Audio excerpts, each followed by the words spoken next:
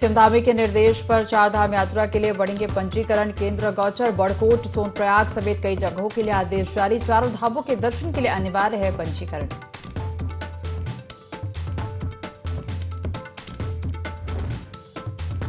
कांग्रेस की केदारनाथ प्रतिष्ठा रक्षा यात्रा के दूसरे चरण की सभी तैयारी पूरी। 11 सितंबर से यात्रा के दूसरे चरण का होगा आगाज। हिंदुओं की धार्मिक भावनाओं के साथ खिलवाड़ का है आरोप।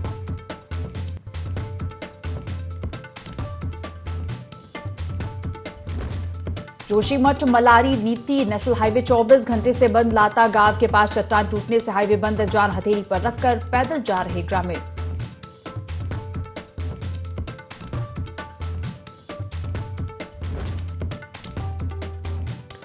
मानसून सीजन के बाद दोबारा शुरू हुई केदारनाथ यात्रा। श्रद्धालुओं की संख्या में बढ़ोतरी। प्रशासन की व्यवस्थाओं से संतुष्ट यात्री।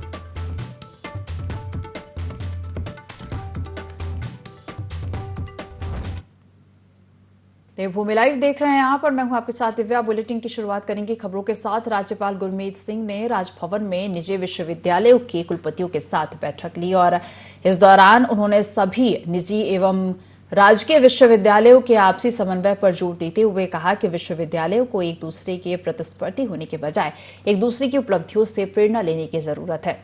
विश्वविद्यालयों के शोध एवं नवाचार का लाभ प्रदेश के साथ साथ देश को मिले और वे एक दूसरे से अनुभवों का लाभ लें। राज्यपाल ने विश्वविद्यालयों के कुलपतियों से अपेक्षा की है कि वे उत्तराखंड के मोटे अनाजों के क्षेत्र में, यहां पर उत्पादित शहद के क्षेत्र में, होम स्टे के क्षेत्र में और स्वयं सहायता समूहों को सहयोग के साथ साथ पलायन को रोकने के लिए शोध एवं उन्होंने विश्वविद्यालयों से विशिष्ट शोध की अपेक्षा की जो राज्य हित में हो और यहां के लोगों के जीवन उन्नयन में सहायक हो।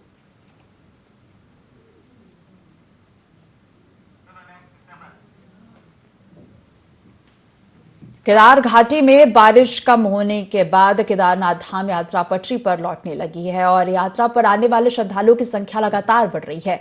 केदार बाबा के दर्शन कर अभिभूत हो रहे श्रद्धालु यात्रा व्यवस्थाओं को लेकर संतुष्ट नजर आ रहे हैं और अपने सुखद अनुभव साझा कर रहे हैं। गुवाहाटी से बाबा केदारनाथ धाम के दर्शनों को पहुंचे श्रद्धालुओं ने बताया कि पैदल रास्ता अब दुरुस्त हो गया है और लगातार यात्रा चल रही है। पैदल मार्ग पर पानी, बिजली, खाना, शौचालय सहित अन्य सभी प्राथमिक सुविधाएं उपलब्ध हैं। दर्शन भी बहुत अच्छे हो रहे हैं। उप जिलाधिकारी ऊखीमठ अनिल शुक्ला ने बताया कि बीते 31 जुलाई को अतिवृष्टि के कारण कुछ दिनों तक जरूर पैदल यात्रा प्रभावित रही, लेकिन पिछले 2 हफ्तों से पैदल यात्रा लगातार बढ़ रही है।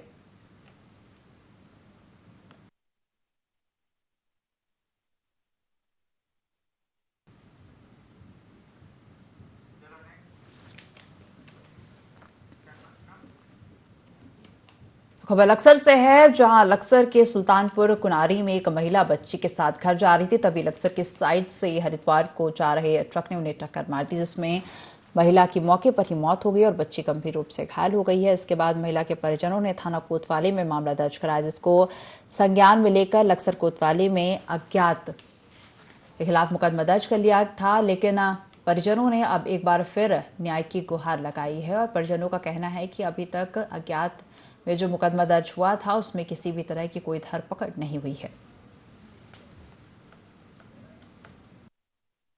बाजार से आ रही थी, पीछे ट्रक वाला टक्कर मार के भाग गया है। अब तक कहीं ट्रक वाला कोई पता नहीं चला जी। अब हमारे अब तक के कोई कार्रवाई नहीं है। कैमरे, सीसीटीवी कैमरे लगे हुए सारे में, वो अभी तक के कोई नहीं पता चला जी उनका। हमने थाने में दी थी कोतवाली, हम चौकी में भी गए। ये कहने लगे आपकी कार्रवाई चल रही है, आप हम कार्रवाई में लगे हुए जी। हम तो ये चाह रहे हैं हमें इंसाफ मिल जाए, गाड़ी वाला पकड़ा जाए, हमारी मदद ज्यादा से ज्यादा मदद करी। जोशीमठ मलारी नीति राष्ट्रीय राजमार्ग पिछले 24 घंटे से बंद है। नीति मलारी राष्ट्रीय राजमार्ग पर लाता गांव के पास चट्टान टूटने से हाईवे रुक गया। लाता गांव के पास मलारी नीति राष्ट्रीय राजमार्ग पर ऊपर पहाड़ी से भारी भरकम चट्टान गिर रही है और लगातार यहां रुक रुक कर बोल्डर गिरने का सिलसिला थमने का नाम नहीं ले रहा है। धौली गंगा घाटी से सटे सुराई, थोटा, मलारी नीति घाटी के ग्रामीण जान हथेली पर रखकर पैदल आवाजाही कर रहे हैं।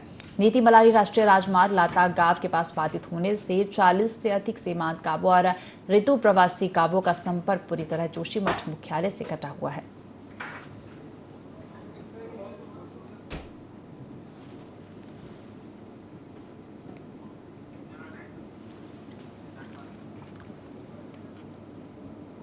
हरिद्वार के बहादुराबाद क्षेत्र के शिव गंगा विहार कॉलोनी के रहवासियों ने सीएम कार्यालय और तत्कालीन जिलाधिकारी हरिद्वार को लिखित शिकायत के माध्यम से जानकारी दी कि ग्राम पंचायत दादूपुर, गोविंदपुर और सलेमपुर में अवैध रूप से प्लास्टिक गुल्ला बनाने का गोदाम चलाया जा रहा है। शिकायत के बाद जिलाधिकारी के निर्देश पर नायब तहसीलदार के नेतृत्व में प्रदूषण नियंत्रण बोर्ड और स्थानीय पुलिस प्रशासन की संयुक्त टीम ने कार्रवाई की और गोदामों को सील कर दिया।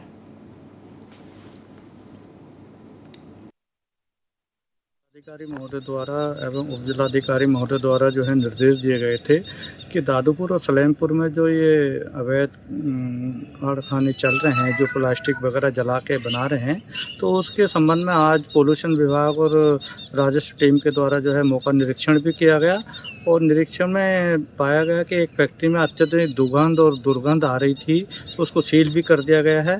और एक प्राथमिक विद्यालय सलेमपुर है, इसके बगल में भी एक गोदाम था, तो उसको भी वहाँ से हटाने के जो है निर्देश दे दिए गए हैं और वो वहाँ से भी हट जाएगा। इसे भी उनको सबको सचेत किया गया है कि इनको अपना जो भी नियम से हैं उससे आप काम करें, अन्यथा इनके ऊपर भी कार्रवाई की जाएगी। बद्रीनाथ और केदारनाथ धाम यात्रा में मानसून के बाद श्रद्धालुओं की संख्या में वृद्धि हो रही है, जिससे बद्रीनाथ केदारनाथ मंदिर समेत उत्साहित है। बद्रीनाथ केदारनाथ मंदिर समेत के अध्यक्ष अजेंद्र राजा ने बताया कि बद्रीनाथ धाम और केदारनाथ धाम में बरसात के बाद अब तीर्थयात्रियों की संख्या में पर्याप्त वृद्धि हो रही है। प्रत्येक दिन 5000 से अधिक श्रद्धालु दोनों धामों में दर्शन के लिए पहुंच रहे हैं।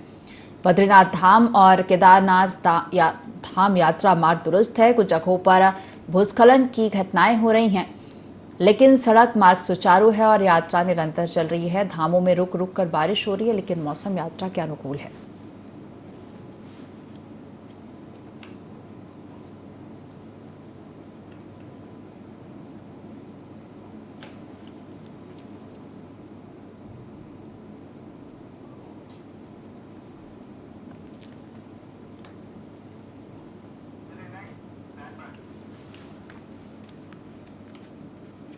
यूनियन बैंक हर वर्ष यूजेनस ऑल इंडिया क्विज कंपटीशन का आयोजन करता है, जिसके तहत बच्चों को बैंकिंग क्षेत्र में करियर बनने और जीवन में बेहतर करियर ऑप्शन बताए जाते हैं। और ऐसे में देहरादून में यूनियन बैंक द्वारा यूजेनस ऑल इंडिया क्विज कंपटीशन का आयोजन किया गया। क्विज में विजेता को 2 लाख रुपए का पुरस्कार देकर सम्मानित किया गया। दूसरे स्थान पर रहने वाले को 1 लाख रुपए का और तीसरे स्थान पर रहने वाले को 50,000 का पुरस्कार प्रदान किया गया।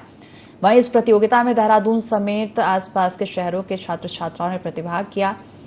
और इस मौके पर यूनियन बैंक के रीजनल हेड मनोहर सिंह ने कहा कि यह कार्यक्रम 42 शहरों में आयोजित किया जा रहा है और इसी क्रम में देहरादून में आयोजित किया जा रहा। दूसरा चरण बनारस और तीसरे चरण में प्रतियोगिता का आयोजन मुंबई में किया जाएगा। वहीं इस कार्यक्रम का लक्ष्य छात्रों में आत्मविश्वास पैदा करना और जन जागरूकता पैदा करना है।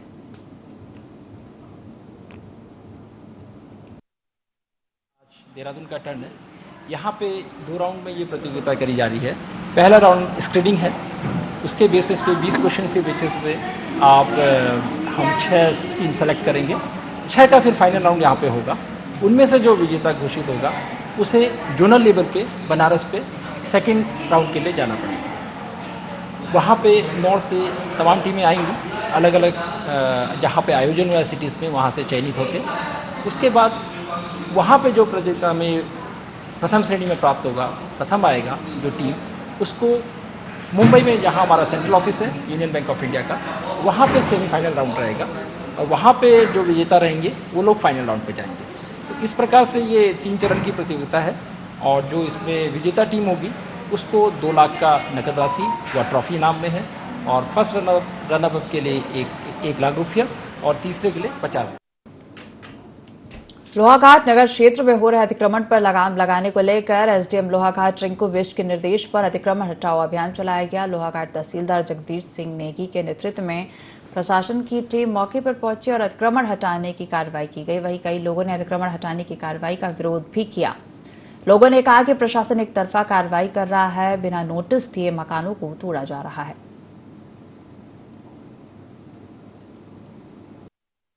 छोड़ा जा रहा है क्योंकि ये अवैध रूप से लोगों ने बनाया गया है और भविष्य में भी इसी प्रकार के अतिक्रमण जो है हटाया जाएगा और जितना भी हमारे संज्ञान में आते जाएगा तो उतना तो हम प्रतिदिन जो है अतिक्रमण हटाने इसको अतिक्रमण मुक्त बनाने का प्रयास करें। इसके लिए हमने नोटिस भी दिया हुआ है और हम लोगों उनसे कहा है कि भविष्य में इस प्रकार का अवैध कार्य न करें और अतिक्रमण शीघ्र तोड़ दिया जाएगा। उत्तराखंड सरकार ने राज्य कर्मचारियों को लेकर बड़ा फैसला लिया, जिसके तहत राज्य कर्मचारियों को आरएसएस के कार्यक्रमों में शामिल होने की छूट दी है। अपर मुख्य सचिव आनंद वर्धन ने आदेश जारी किया, जिसमें बताया गया कि राज्य कर्मचारी आरएसएस की शाखा के साथ सांस्कृतिक और सामाजिक कार्यक्रमों में शामिल हो सकेंगे और इसे कर्मचारी आचरण नियमावली के उल्लंघन के दायरे में नहीं माना जाएगा। आपको बता दें, भाजपा प्रदेश प्रवक्ता सुरेश जोशी ने इसकी जानकारी दी। पहले केंद्र सरकार ने और आज माननीय मुख्यमंत्री जी ने सभी उन सरकारी कर्मचारी या अधिकारियों को जो राष्ट्रीय स्वयंसेवक संघ से जुड़े हैं, वो शाखा में जाना चाहें या उसकी गतिविधियों में भाग लेना चाहें, उसकी परमिशन दी है। आपको मैं बतलाना चाहता हूं कि देखो, ये तो कांग्रेस ने एक षड्यंत्र के तहत ये शासनादेश जारी किया था, क्योंकि आरएसएस में जो भी लोग काम करते हैं, जो स्वयंसेवक हैं, वो सिर्फ और सिर्फ राष्ट्रीयता के लिए और राष्ट्र को आगे बढ़ाने के लिए, इस देश की संस्कृति और इस देश की परंपरा के लिए वो लोग काम करते हैं। बनबसा में एसएसपी को बड़ी सफलता मिली। एसएसपी के जवानों ने चेकिंग के दौरान अवैध सामान और 40 कारतूस के साथ 2 व्यक्तियों को गिरफ्तार किया है। इनमें एक व्यक्ति भाजपा विधायक प्रमोद नैनवाल का भाई है। दोनों के खिलाफ आर्म्स एक्ट में मुकदमा दर्ज किया गया है। आपको बता दें, एसएसपी के सहायक कमांडेंट की अध्यक्षता में सीमा पर चेकिंग अभियान चलाया गया। इस दौरान भारत से नेपाल को जा रहे 2 व्यक्तियों के संदिग्ध प्रतीत होने पर उनके सामानों की गहनता के साथ जांच की गई। जांच में अवैध सामानों के साथ 7.65 mm के अवैध 40 कारतूस बरामद किए गए। तो वही इस मामले को लेकर भाजपा विधायक प्रमोद नैनवाल का कहना है कि मेरा भाई अपने परिवार के साथ हल्द्वानी में रहता है और ठेकेदारी का काम करता है। उसके पास लाइसेंसी पिस्तौल है। वो लेबर को लेने के लिए बनबसा जाते रहते हैं। जब भाई लेबर लेने के लिए गए तो जल्दबाजी में लाइसेंसी पिस्तौल की गोलियां निकालना भूल गया। उन्होंने कहा कि पुलिस द्वारा जब उनसे पिस्तौल का लाइसेंस और गोलियों की रसीद मांगी गई तो उन्हें पुलिस द्वारा छोड़ दिया गया है।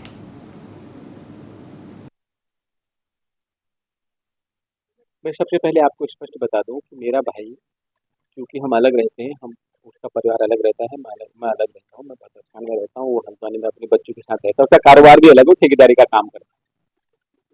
उसकी लाइसेंसी, उसके पास पिस्टल है। कल जो मुझे बताया कि कल जब वो क्योंकि वो लेबरों के काम से बनबसा आते जाते रहता है, तो लेबरों को लेने के लिए जब वो जा रहा था तो जल्दीबाजी में जो बैग था, उस बैग से, बैग की बाहर की जेब में उसकी लाइसेंसी जो पिस्टल थी, उसकी गोलियां निकालना वो जल्दीबाजी में भूल गया, तो वो निकल गया। उसके बाद एसएसपी ने पुलिस वालों को बुलाया, तो फिर उसके बाद जब एसएसपी और पुलिस के आने के बाद उनने कागज मांगे, तो उसने ओरिजिनल जो रसीद की है, पिस्टल की गोली की जो रसीद है वो, और पिस्टल का ओरिजिनल लाइसेंस दिखाया पुलिस वालों को।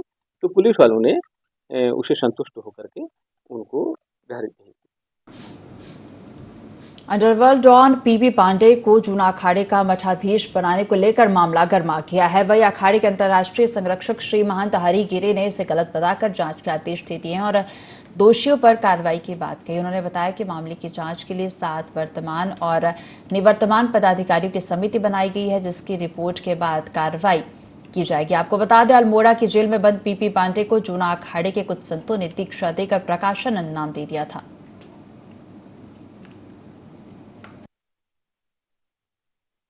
तरह से गलत है कि महामल्लेश्वर बनाया गया है, ये पूरी तरह से गलत है। और उसको मतलब जो भी कुछ होगा, अभी आपको जूना अखाड़े का अध्यक्ष ने बयान दे दिया है। अब बयान देने के बाद उन्होंने कहा है कि एक उसके लिए हमको बोला गया है कि तुरंत ही समिति गठन करो। तो मैं 7 आदमी का जूना अखाड़े के पदाधिकारियों के, कुछ निवृत्त कुछ वर्तमान पदाधिकारियों की टीम गठन करेंगे। उसमें क्या हुआ है, कैसे हुआ है, किसी भी सनातनी को आखिरी इच्छा है, कोई उसको महारोग है या जाने वाला है, उसकी आखिरी इच्छा है तो कुछ भी करने में अपराध नहीं है। पर कहीं उससे पैसा लेकर लोभ में, लालच में कुछ भी किया गया है, उसको कड़क कार्रवाई भी किया जाएगा और शासन बहादुराबाद के गोविंदपुर क्षेत्र के कबाड़ खाने लगातार जहर उगल रहे हैं और यहां प्लास्टिक का गुल्ला और प्लास्टिक का दाना बनाने वाले कबाड़ खाने सभी मानक और नियम कानून को ताक पर रखकर चलाए जा रहे हैं। लगातार प्रदूषण कर रहे इन कबाड़ खाने की शिकायत भी की गई थी। हरिद्वार के तत्कालीन जिलाधिकारी धीराज गब्रियाल ने इस मामले से जुड़े सभी अधिकारियों से रिपोर्ट मांगी है। हरिद्वार जिला प्रशासन और प्रदूषण नियंत्रण बोर्ड ने प्रदूषण फैलाने वाले लघु उद्योग रूपी कबाड़ खानों पर नकेल कसने के लिए संबंधित विभागों के अधिकारियों और कर्मचारियों के साथ बैठक कर आदेश जारी कर दिए थे। वहीं अब अवैध लघु उद्योग रूपी कबाड़ खानों पर कार्रवाई को लेकर खाका तैयार किया जा चुका है। आगे की कार्रवाई की जाएगी। दादूपुर सलेमपुर में जहां पर कबाड़ियों ने पूरी तरह से घेर लिया है और डीएम से लेके पीएम तक शिकायत पत्र भी दी हुई है, अब तक की कोई कार्रवाई नहीं हो रही है। हम बात करते हैं स्थानीय निवासी त्यागी से, क्या है पूरा मामला? मामला ये है जी, ये यहाँ पे जो इस कॉलोनी के आसपास जितने भी कबाड़ी गुल्ले बनाने वाले हैं, इन्होंने ये सब रात को कूड़ा जलाते हैं, पिन्नी वगैरह जो भी है, उससे एक धुआं निकलता है जैसे कोहरा टाइप सा छा जाता है और वो इतना भयंकर होता है कि अंदर तो परेशान करता ही करता है, आंखों में जलन भी करता है और मतलब सांस लेना भी दूभर करता है, जिससे कि यहाँ पे बच्चे, बड़े बूढ़े सब लोग परेशान हैं और बहुत ज्यादा ही परेशान हैं। जिसका कोई अभी तक हमने शिकायत के लिए हमने ऊपर से लेकर नीचे तक हर जगह अपनी शिकायत पहुंचाई है, लेकिन अभी तक इस पे कोई उचित कार्रवाई किसी भी तरह की नहीं हुई है। और कार्रवाई नहीं होती है तो इस पर आप क्या कहेंगे? कार्रवाई नहीं होती है तो देखो, इसके लिए तो हम क्या कर सकते हैं, हम धरना देंगे, हम इसके आगे जो हमसे बन पड़ेगा हम वो करेंगे, लेकिन हम तो चाहते हैं कि सरकार इसके विषय में कुछ न कुछ करे, हमें इस चीज से निजात दिलाए। आपसे कहाँ हुई है, आपने शिकायतें कहाँ की है? हमने पीएम पोर्टल पर भी डाला हुआ है और आपका यहाँ पे आपका स्थानीय विधायक को भी हमने इस विषय में बोला हुआ है और जो आपका रुड़की आपका ये रीजनल पॉल्यूशन डिपार्टमेंट है, उसमें मिस्टर सोमपाल जी हैं, उनको भी हमने अपनी लिखित शिकायत दी हुई है और यहाँ स्थानीय पुलिस जो मतलब जो भी थाने हर जगह हमने कोशिश की है कि इसका, और इसके लिए मुझे फोन भी आए हैं, इससे मेरी बात भी हुई है, जैसे एसडीएम साहब से मेरी बात हुई है और आपका जो पॉल्यूशन डिपार्टमेंट रुड़की है उनसे मेरी, सोमपाल जी से उनसे मेरी बात हुई है, लेकिन कोई भी जवाब संतुष्टि पूर्वक है ही नहीं। बस वो कहते हैं हाँ हम करेंगे, लेकिन होता कुछ नहीं है। वो बोलते भी हैं कि ये अनलीगल है, लेकिन उसके बावजूद भी कोई कार्रवाई नहीं होती है। शिकायत तो हमने हर जगह की है। बताया गया है प्रधानमंत्री तक की शिकायत हुई है और पोर्टल पे भी शिकायत गई है, और कार्रवाई होगी या स्थानीय निवासियों के साथ छल होगी? 24 से शहजाद अली, हरिद्वार। राज्य सरकार ने एक निर्णय लिया है जिसके तहत अब सरकारी कर्मचारी भी राष्ट्रीय स्वयंसेवक संघ की प्रातः और शाम को लगने वाली शाखाओं में प्रतिभाग कर सकेंगे। इसके साथ ही वह अब संघ की गतिविधियों जैसे आईटीसी और ओटीसी में भी भाग ले सकेंगे, जिसको लेकर कांग्रेस प्रदेश उपाध्यक्ष मथुरा दत्त जोशी का कहना है कि यह बहुत ही निराशाजनक निर्णय है और भाजपा ने कार्यपालिका का भगवाकरण करने का काम किया है। उन्होंने कहा कि सर्विस कोड ऑफ कंडक्ट में साफ कहा गया है कि कोई भी सरकारी, राजनैतिक और गैर राजनीतिक संस्था के कार्यक्रम में प्रतिभाग नहीं करेगा। वहीं भाजपा ने कार्यपालिका में हस्तक्षेप करने, कार्यपालिका का भगवाकरण और राजनीतिकरण करने का काम किया है।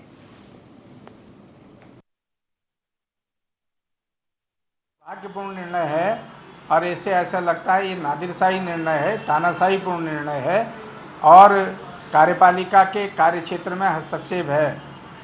और ये सर्विस कोड ऑफ कंडक्ट में साफ कहा गया है कि कोई भी सरकारी कर्मचारी, गैर राजनीतिक संगठन हो या राजनीतिक संगठन हो, उनके कार्यक्रमों में भाग नहीं ले सकता है। और इस तरीके का निर्णय लेकर भारतीय जनता पार्टी ने कार्यपालिका का भी आरएसएसीकरण करने का काम किया है, भगवाकरण करने का काम किया है, राजनीतिकरण करने का काम किया है। उधम सिंह नगर जनपद की किच्छा कोतवाली पुलिस की टीम को बड़ी कामयाबी हाथ लगी है। किच्छा पुलिस ने महिला के साथ हुई चेन लूट की घटना का खुलासा कर दिया है। पुलिस ने वृद्ध महिला से चेन लूट की वारदात को अंजाम देने वाले बरेली निवासी 2 कुख्यात बदमाशों को दबोच लिया। पुलिस ने आरोपियों के कब्जे से लूटी गई सोने की चैन और घटना में प्रयुक्त बाइक भी बरामद की है। किच्चा कोतवाली में घटना का खुलासा करते हुए एसपी क्राइम चंद्रशेखर घोड़के ने बताया कि घटनास्थल पर आसपास लगे सीसीटीवी कैमरे के आधार पर पड़ताल की गई है। वादी अविनाश शर्मा इनके द्वारा तहरीर दी गई थी कि इनकी मां सोनिया देवी का जो है चेन स्नैच किया गया, चेन लूटा गया है। और ये वार्ड नंबर 9 के पास जो है 2 अभियुक्त द्वारा मोटरसाइकिल से आकर इनके गले में से सोने का चेन जो है ये चोरी कर लिया गया है, लूट लिया गया है। इसके संबंध में हमने तुरंत 304/2 का मुकदमा हमने बीएनएस के अंतर्गत पंजीकृत किया था और इसकी विवेचना में पूरी कोतवाली किच्चा की टीम सीओ सितारगंज और एसपी सिटी के नेतृत्व में लगी हुई थी। इसमें कई यूपी के कई जनपदों में हमारी टीम ये गई थी। काफ़ी मैनुअल तथा टेक्निकल डिटेल्स के आधार पर हमने बरेली, रामपुर, पीलीभीत, शाहजहाँपुर, मुरादाबाद इन सभी जनपदों में जाकर और मेहनत कर एक बहुत ही अच्छी सफलता प्राप्त की है। इसमें 2 अभियुक्त हैं, मोहम्मद उजैर और तौफीक अहमद, ये दोनों बरेली के निवासी हैं। इनको गिरफ्तार किया है। इन अभियुक्तों के ऊपर जो है यहाँ पे भी हम गैंगस्टर बनाने की भी कार्रवाई करेंगे। लगातार हो रही मूसलाधार बारिश के बाद जनजीवन अस्त व्यस्त हो गया है। वहीं कई सड़कें भी क्षतिग्रस्त हो चुकी हैं। लगातार बारिश होने से कई स्थानों पर भूस्खलन का खतरा बना हुआ है। विगत दिनों पिक्चर पैलेस बस स्टैंड के पास में पुस्ते का एक बड़ा भाग टूटकर सड़क पर आ गया था, जिससे मार्ग बाधित हो गया था और यहां से लगातार पत्थर और मलबा गिरने का सिलसिला जारी है, जिससे इसके पास एक होम स्टे को खतरा उत्पन्न हो गया है। पुस्ते का मलबा और पत्थर होम स्टे के ऊपर गिर रहे हैं, जिससे इसकी सीढ़ियां क्षतिग्रस्त हो गई हैं और कमरों में भी दरारें आ गई हैं, जिससे होम स्टे स्वामी का रोजगार भी ठप हो गया। शासन प्रशासन की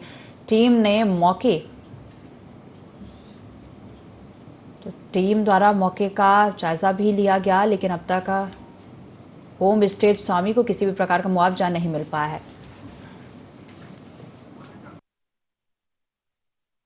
तारीख की रात को जो बहुत ज़्यादा बारिश हुई, उससे जो है ऊपर बिल्डिंग है, उस बिल्डिंग की जो पुस्ता है वो सारा गिर करके छत के ऊपर आ गया और सीढ़ियाँ वगैरह सारी टूट गई। और जिस वजह से रात दिन बारिश हो रही है तो रात को भय बना हुआ है, बहुत ज़्यादा डर बना हुआ है। अब सरकार से मुआवजे की बात हुई थी, नायब तहसीलदार आए थे, उन्होंने कहा कि हमारे यहाँ कुछ ऐसा नहीं है। जो उसकी राशि है, मुआवजे की धनराशि जो है वो बताने लायक नहीं है, शर्मसार वाली बात है। 800 रुपये जो है पूर्ण ध्वस्त, अगर दीवार गिरेगी तो 800 रुपये मिलेंगे और पूरा ध्वस्त हो जाएगा तो तब 4000 रुपये मिलेंगे। तो पूरा मकान तो अभी ध्वस्त नहीं हुआ, लेकिन ऐसी स्थिति बनी हुई है जिस हिसाब से बारिश हो रही है उस हिसाब से तो खतरा ये बना हुआ है कहीं पूरी बिल्डिंग ना नीचे आ जाए। इस बुलेटिन में फिलहाल इतना ही। आप देखते रहिए IND24। नमस्कार।